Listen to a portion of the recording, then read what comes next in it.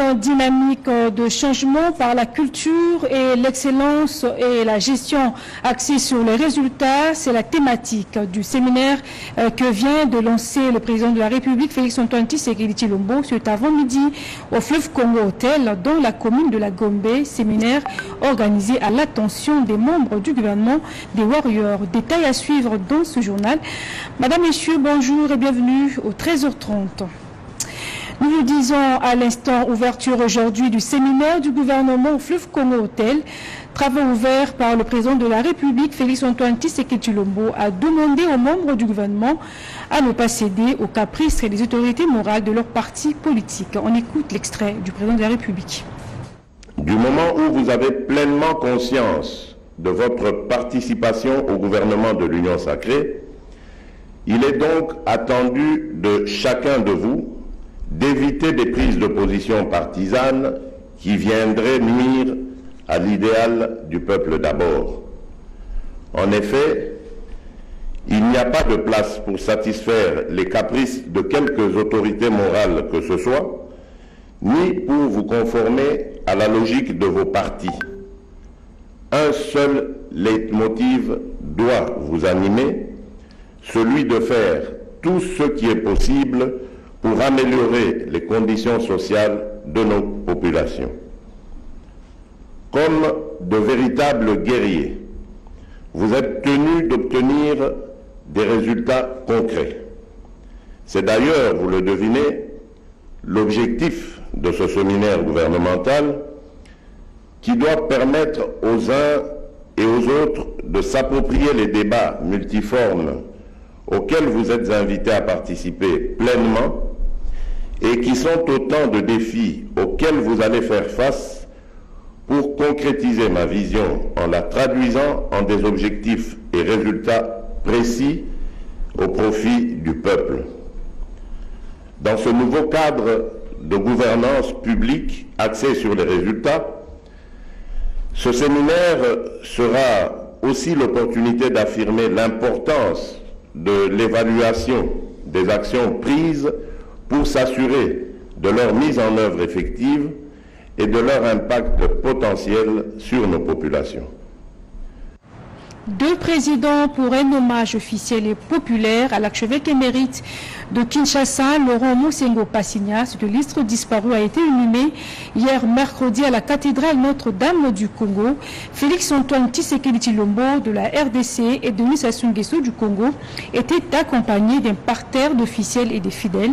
L'ancien archevêque de Kinshasa avait l'âge de 80 ans à sa mort. C'est ce qu'on voit avec Jean-Pierre Somissa.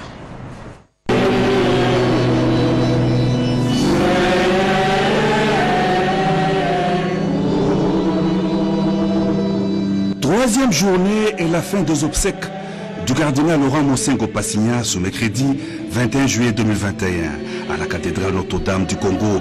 L'ambiance était morose en cette journée de l'inhumation de ces hauts dignitaires de l'église catholique décédés le 11 juillet 2021 à Versailles en France. Dans la cour comme à l'intérieur de l'église, des fidèles chrétiens catholiques, des hommes d'État, des membres de la famille biologique se sont réunis pour rendre une action de grâce et implorer l'Éternel pour le repos de l'âme de l'illustre disparu. Après la cérémonie d'hommage au Palais du Peuple, le président de la République Félix-Antoine Tshisekedi Tshilombo et son homologue de la République du Congo Denis Sassou Nguesso sont venus assister au dernier moment des obsèques de l'ancien archevêque de Kisangani et de Kinshasa au cours de la messe des suffrages célébrée par le cardinal Philippe Ouedraogo, archevêque de Ouagadougou au Burkina Faso, en présence du cardinal Fridolin Ambongo, des cardinaux archevêques de la République centrafricaine, du Rwanda, du Nigeria et du Tchad, ainsi que plusieurs évêques venus notamment de la République du Congo.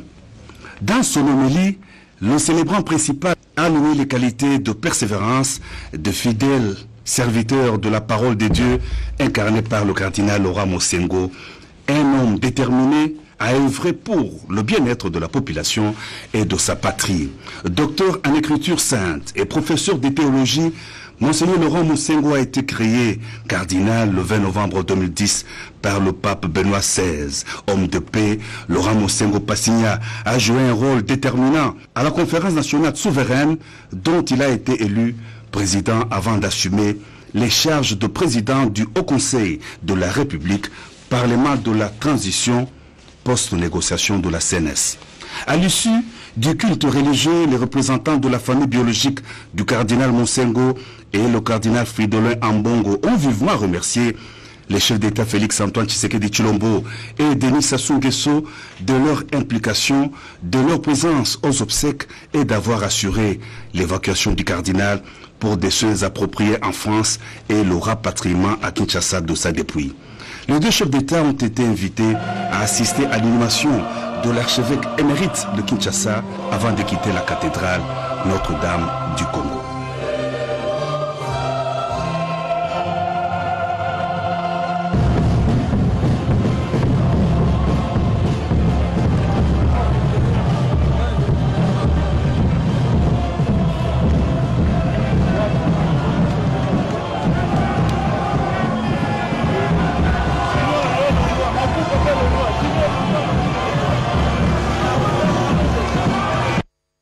Voici ce que l'on pouvait retenir des activités du chef du gouvernement. Jean-Michel Sama Lukonde a été informé de la collecte faite par les autorités du Lualaba qui ont répondu favorablement à l'appel au soutien de la population de Goma. C'était lors de l'audience qu'il a accordée à la gouverneure Haï de cette province, Fifi Masuka. Pati Tondouango, Marcel Moubenga.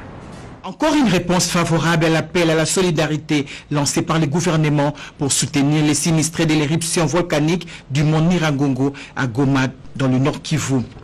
Une enveloppe de 340 000 $ américains, des pagnes, des tôles et autres biens ont été récoltés par les autorités de la province du Lualaba. Reçu en audience par le Premier ministre Jean-Michel Sama Lukonde Kyenge, la gouverneure AI de cette province est venue informer les chefs du gouvernement de cette collecte et recevoir ses instructions quant à son utilisation. Nous avons pu collecter plus de 340 000 $, plus de 10 000 pagnes, plus de tonnes de médicaments, et ce sont des gens de bonne volonté, des sociétés sur place ainsi que la population de la province de Lualaba qui a voulu venir en aide à la population de la province sœur de Nord Kivu. Voilà, ça fait partie aussi de notre visite auprès du Premier ministre qui nous a donné des indications précises par rapport à ces collectes de fonds, par rapport à ces travaux. Faisant d'une pierre deux coups, Fifi Masuka Saini a saisi cette opportunité pour présenter au chef du gouvernement la situation socio-économique de la province du Lualaba. Aussi, nous lui avons donné aussi la situation économique de la province ainsi que la situation sécuritaire, et il nous a donné des encouragements et des indications pour améliorer tant soit peu la situation de nos territoires aussi. Il nous a demandé de ne pas rester seulement dans la ville de Kolwezi, mais le Lualaba, c'est aussi les territoires, et nous allons suivre ces instructions. Geste apprécié par le chef de l'exécutif national, Jean-Michel Sama Lukonde Kyenge. La communication joue un rôle important dans le service des renseignements au sein de la police nationale congolaise. L'inspection provinciale de la police vient d'être dotée des équipements de communication pour accroître sa capacité communicationnelle. Reportage. Après son arrivée en vacances parlementaires à Kamina, chef-lieu de la province du Olomami, l'honorable sénateur Monseigneur évêque Kapian Tombo-Gistan, représentant légal de la 67e communauté de l'église de la Pentecôte et président provincial de l'église du Christ au Congo dans le Grand Katanga, est allé ce mercredi 21 juillet 2021 présenter les civilités à l'autorité de la première institution en province, l'honorable Yumba Kalenga Mushimbi Isabelle, présidente de l'Assemblée provinciale du Olomami, à qui il a remis symboliquement les appareils de communication des marques Motorola.